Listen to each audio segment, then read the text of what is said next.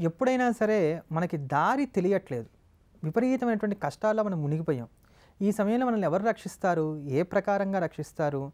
ఎలా మనం ఉద్ధరింపబడాలి అని ఆలోచన చేస్తున్న సందర్భంలో ఒక వెలుగు రేఖలాగా ఒక మంచి దారి కనబడాలి అనంటే మనం ఆరాధన చేయవలసినటువంటి స్వరూపమే లక్ష్మీ నరసింహ స్వరూపం. ఈ లక్ష్మీ నరసింహస్వామి వారి యొక్క చిత్రపటాన్ని తీసుకోవాలి.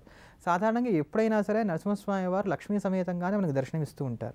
అన్నిట్లోనే ఏమవుతుందంటే లక్ష్మీదేవి, నరసింహస్వామి ఇద్దరు మన వంక చూస్తున్నట్టుగా ఉంటుంది. అలా కాకుండా లక్ష్మీదేవి కాస్త ముఖమున అలా తిప్పి స్వామివారి వంక చూస్తున్నట్టుగా ఉండేటువంటి లక్ష్మీ నరసింహుడి యొక్క చిత్రపటాన్ని తీసుకొని దాన్ని కొంచెం పెద్ద సైజులో ఉండేటువంటి దాన్ని తీసుకొని దాన్ని చక్కగా అట్టిపెట్టుకొని తూర్పులో మాత్రమే ఈ పటాన్ని ఉంచి రోజు కూడా సాన మీద అరగదీసినటువంటి మంచి మేలిమి గంధాన్ని స్వామివారికి అలంకారం చేస్తూ ఉండాలి.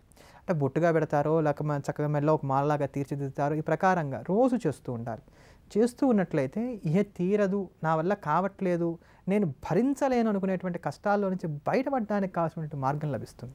ఈ గంధం బొట్టు పెట్టడం, పానకం నివేదన చేయడం ఈ రెండు మాత్రం మర్చిపోకూడదు. ఇవి ఎప్పుడు చేయాలి?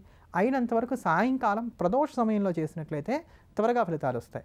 ఒకవేళ ప్రదోష సమయంలో మనకి ఇలా చేయడానికి వీలు కుదరట్లేదు అనుకున్న పక్షంలో మాత్రమే పొద్దున పూట చేయాలి. ప్రదోషంలో చేసిన దానికి మాత్రం విలువ ఎక్కువ. ప్రతి నెల స్వాతి నక్షత్రం వస్తుంది. ఈ స్వాతి స్వామివారి యొక్క జన్మ నక్షత్రం.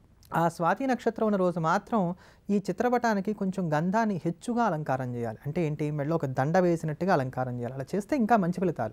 ఒకవేళ ఇదంతా మాకు కుదరట్లేదు అనుకున్నప్పుడు కేవలం లక్ష్మీ నరసింహస్వామి యొక్క పటాన్ని ఎదుర్కొండా పెట్టుకొని రోజు కూడా నారసింహ కరావళంబ స్తోత్రాన్ని పారాయణ చేసి స్వామివారికి గంధం అలంకారం చేస్తూ వచ్చినా లేక నారసింహ కరావళంబ స్తోత్రం పారాయణ చేసి నమస్కారం చేసుకున్నా కూడా మనకి తీరనటువంటి కష్టాల్లో నుంచి మనం బయటపడడానికి కావాల్సిన మార్గాలు లభిస్తాయి. అంత అమోఘంగా మనం రక్షించేటువంటి దైవమే లక్ష్మీ నరసింహస్వామి వారు. ఇటువంటి లక్ష్మీ నరసింహస్వామి వారిని మనసా ధ్యానం చేస్తూ దేవీ ఖడ్గమాలా స్తోత్రాన్ని శ్రవణం చేద్దాం. అంబికా కటాక్షాన్ని కూడా పొందుదాం.